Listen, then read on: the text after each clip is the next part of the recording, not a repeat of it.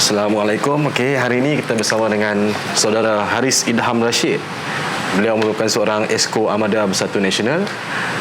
Tapi masalah hari-hari dengan pembangkang ni, bila Najib jatuh hukuman penjara kan, so diorang macam claim kredit ni seolah-olah macam yelah, kita faham semua parti ada peranan masing-masing dalam menjatuhkan kerajaan sebelum ni, tapi terlalu claim kredit tu seolah macam diorang yang bertanggungjawab memenjarakan Najib ni sebab kalah hanya kerajaan.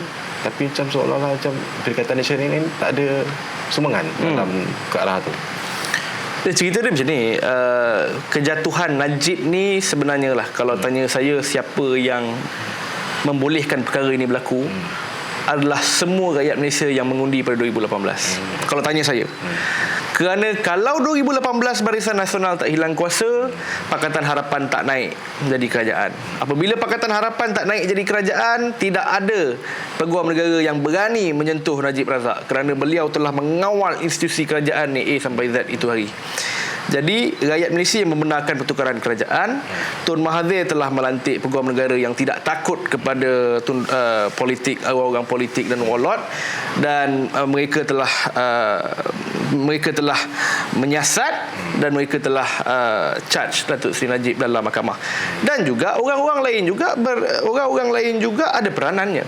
Seperti saya cakap, Tan Sri Muhyiddin Yassin kalau tunduk dengan kuasa-kuasa ini sudah boleh keluarkan mereka ini, tapi Tan Sri Muhyiddin juga tegap, dan juga mahkamah juga tegap, tidak takut dengan Barisan Nasional ataupun ugutan-ugutan yang dibuat. Bukan dia tidak tahu, Tengku Maimun juga diugut. Hakim Mahkamah Tinggi yang mendapati Najib bersalah juga diugut dan dimalukan dan ditomah macam-macam. Jadi kita sudah nampak yang sistem kehakiman tak takut dengan Barisan Nasional, kerajaan pun tak takut dengan Barisan Nasional. Dan bukan saya nak bagi tahu, bukan saya nak batu api soal Barisan Nasional. Kalau lepas Tan Sri Muhyiddin letak jawatan, Najib Razak belum didapati bersalah di peringkat Mahkamah Persekutuan. Mungkin sudah di peringkat awal, tapi belum di final round. Jadi yang dilantik adalah Perdana Menteri UMNO, daripada UMNO, naik Presiden UMNO. Jadi kita mudah. Kita dengan Mael, kita dah cakap, aku tak sanggup nak keluarkan Najib ni. Jadi sekarang ni aku bagi kuasa Perdana Menteri dekat Mael Sabri naik Presiden UMNO. Kalau kau berani, kau keluarkan dia. Tengok rakyat pandangan dia kan. Kalau berani, keluarkan. Dia pun tak berani. Jadi saudara, saya nak bagi tahu, Ismail Sabri juga membolehkan untuk Najib Razak ini masuk ke dalam, kerana beliau sendiri tak campur tangan. Jadi sebab itulah sekarang ni, kalau Najib ni masuk dalam zaman Muhyiddin, orang kata Muhyiddin masukkan Najib dalam penjara. Adakah sekarang kita nak bagi tahu naik Presiden UMNO, Ismail Sabri meletakkan Najib bekas Presiden UMNO dalam penjara? Itu pun naratif yang kita boleh jual. Dan agak tepat. Satu lagi macam berkenaan dengan macam bersatu dengan Perikatan Nasional ni lah. UMNO ni masalah dia akan menggunakan satu maksud dia slogan lah. Maksud dia bila kita Perikatan Nasional Bersatu ni, dia akan cakap ini parti pengkhianat, ini parti orang lambat parti. Tapi benda ni tak menjadi persoalan semasa nak menubuhkan kerajaan, menjatuhkan kerajaan Pakatan Harapan sebelum ni.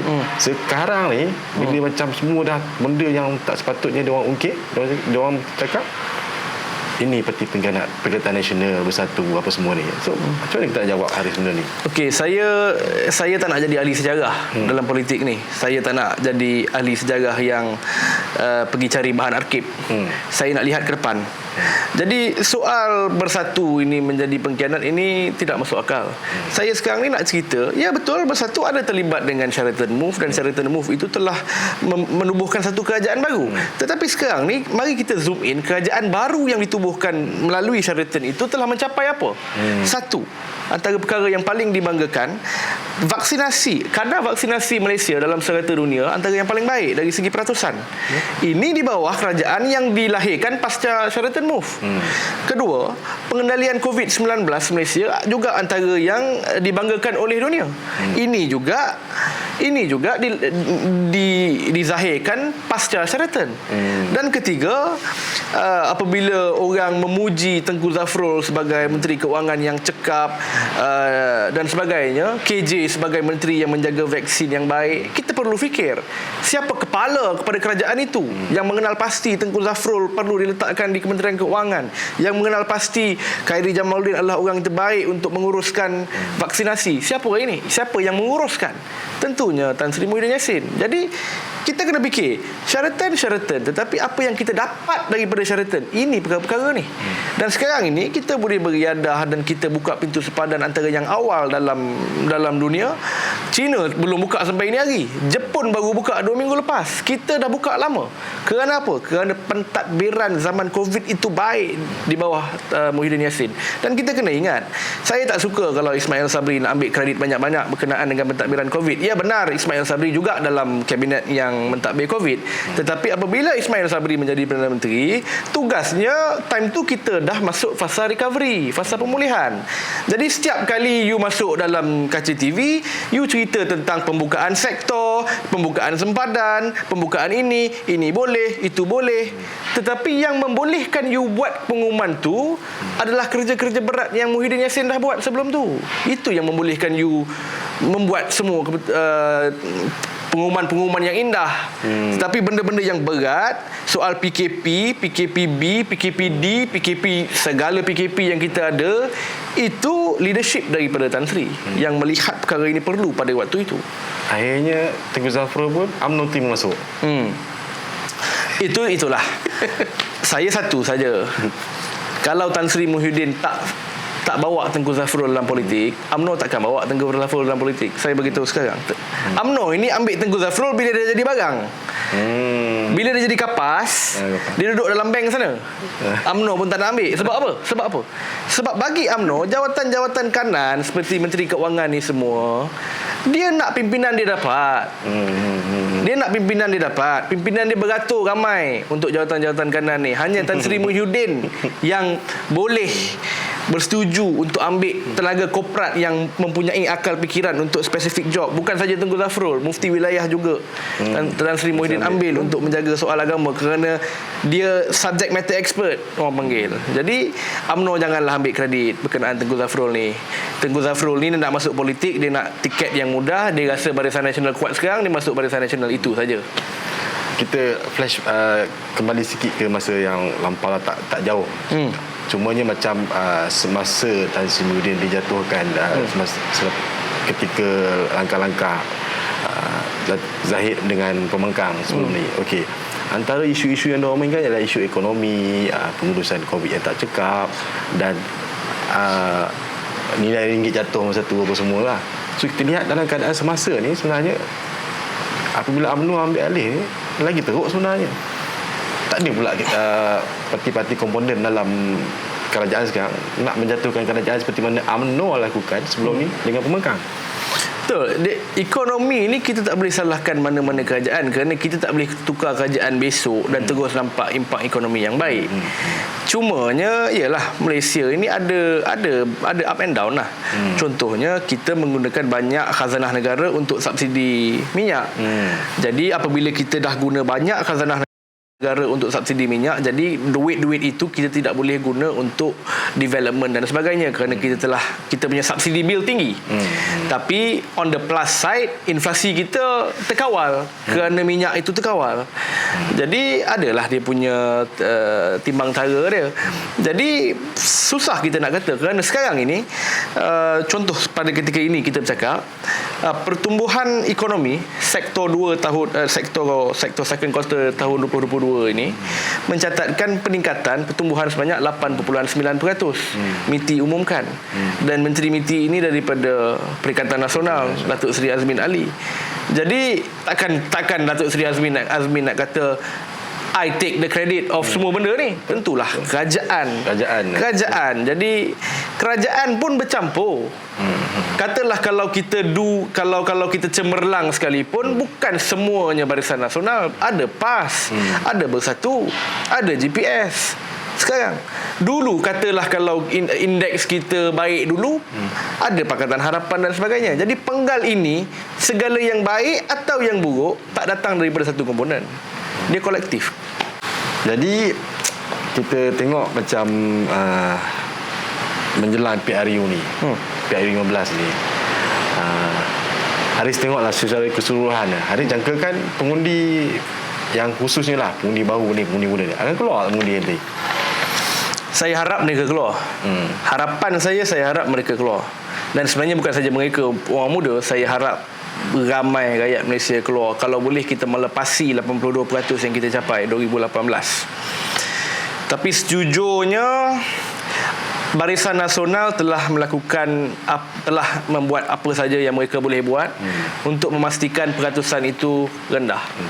Dengan memanggil pilihan raya di hujung tahun sebegini, monsun punya cerita dan kebimbangan juga ada dalam pemikiran rakyat. Pelajar universiti pun baru masuk sekarang. Pelajar universiti pun terjejas. Dan saya yakin pada 19 hari bulan November itu akan ada sudah beberapa kawasan yang sudah ditenggelami air ataupun sudah tidak mudah untuk kita keluar dengan motor dan basikal dan sebagainya. Dan itu memang hasrat mereka. Itu memang hasrat mereka, itu memang objektif mereka, kerana mereka tahu lagi rendah peratusan keluar mengundi, lagi tinggi peluang untuk Barisan Nasional menang. Tetapi kita juga tahu yang pada PRU tahun 2018 mereka cuba buat benda sama dengan mengadakan pilihan raya pada hari Rabu, pertengahan minggu. Tetapi mereka sangkakan bahawa orang akan malas keluar kerana pertengahan minggu. Tetapi orang gunakan itu sebagai satu titik tolak bahawa okey, cukup, kerajaan ini gila, kerajaan ini tidak bertimbang rasa, kamu tak fikir soal rakyat, kamu buat hari Rabu, jadi kami semua nak keluar umban kau. Jadi benda yang sama boleh berlaku sekarang. Kalau rakyat berpendapat bahawa keputusan ini adalah keputusan politik yang tidak memikirkan soal rakyat, mungkin seluruh benda ini boleh jadi undi protes. Macam yang kita tengok 2018, semua keluar dengan satu tujuan, Najib must go. Jadi hilang awak soalan. Tadi ada soalan, betul saya lupa. Dia memang macam tu. Okey, apa dia, PRU 15 memang dekat lah kan. Jadi tadi apa dia, Haris cakap pasal undi protes apa semuanya.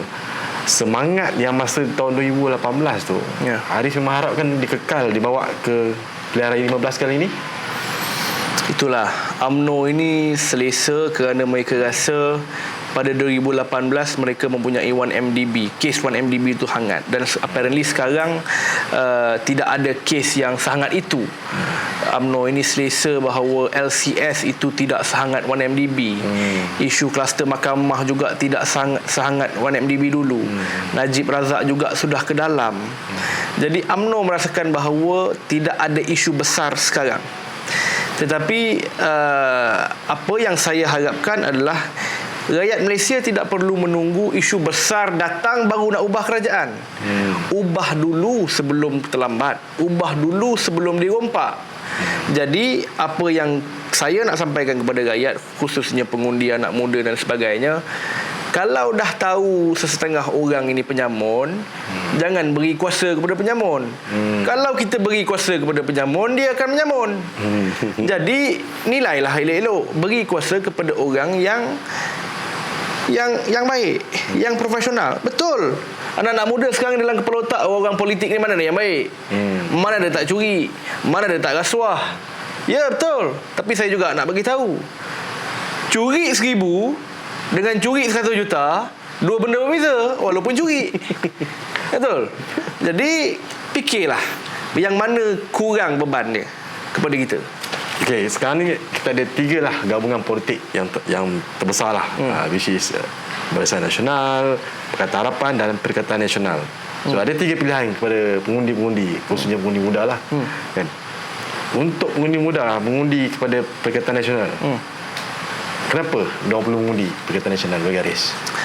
Okey, beza Perikatan Nasional dengan Barisan Nasional dengan Pakatan Harapan ni adalah apabila kita nak pilih kerajaan, kita kena pilih kerajaan yang balance, yang cukup berasa, yang cukup semuanya.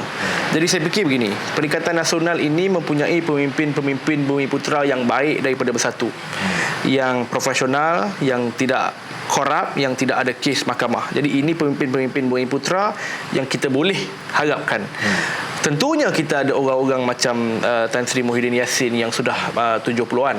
Tapi kita juga ada orang-orang macam Hamzah Zainuddin yang berada dalam 60-an, Datuk Seri Azmin Ali yang ada dalam 50-an, dan kita ada saudara Datuk Razi Jidin dan Datuk Ronald Kendi yang lebih muda sedikit daripada itu. Jadi clear Bersatu ini mempunyai lapisan pemimpin, bukan saja semua tua ataupun semua muda. Dia balance dari segi itu.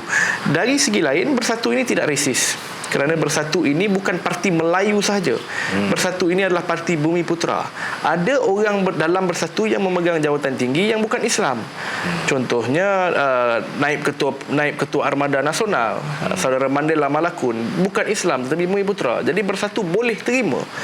Dan juga Bersatu ini mempunyai sayap bersekutu yang diisi oleh orang-orang bukan Bumiputera, orang Cina, orang India dan lain-lain. Jadi ini yang saya fikir balance, mempunyai semua fakta dan semua latar belakang dan semua input. Itu dari segi Bersatu saja. Tetapi Perikatan Nasional ini tidak terhenti dengan Bersatu. Kita mempunyai PAS. Dalam PAS pula ada banyak tokoh. Ada yang tokoh Islamik dari segi Islamic scholars. Ada juga tokoh Islamik profesional. Jadi bila kita campur strength yang ada dalam PAS, juga balance, kerana bukan semuanya ustaz dan sebagainya, ada juga yang profesional. Jadi campurkan itu dengan apa yang ada dalam Bersatu yang appeal to the Bumiputera crowd, juga input-input daripada parti gerakan yang mewakili kaum Cina dan sebagainya, termasuk sahabat-sahabat kita, ada beberapa parti komponen daripada Sabah. Kita adalah satu gabungan yang lengkap yang mempunyai semua wakil dalam Perikatan Nasional. Dan bukan saja wakil, kita juga bebas daripada kes-kes. Dan kita juga bebas daripada isu-isu rasisme. Isu-isu rasisme, isu-isu yang menakutkan orang Melayu ini lebih kepada Pakatan Harapan, kerana adanya DAP dan orang Melayu risau tentang keberadaan DAP dalam Pakatan Harapan. Dalam Barisan Nasional, ya betul pengalamannya luas, ramai orang pernah jadi menteri berpenggal-penggal, tetapi potensi dan kebarangkalian untuk ketirisan, curi, direct nego, close tender ini juga tinggi melampau. Jadi yang tengah-tengah, yang tak resis dan tak curi melampau dan tak melampau dengan segala urusan pentadbiran adalah Perikatan Nasional. Jadi sebab itu saya rasa apabila orang nak pilih kerajaan, pilih yang balance dari semua segi. Jadi itu yang saya rasa niche Perikatan Nasional adalah kita balance dan mempunyai semua yang Malaysia perlukan.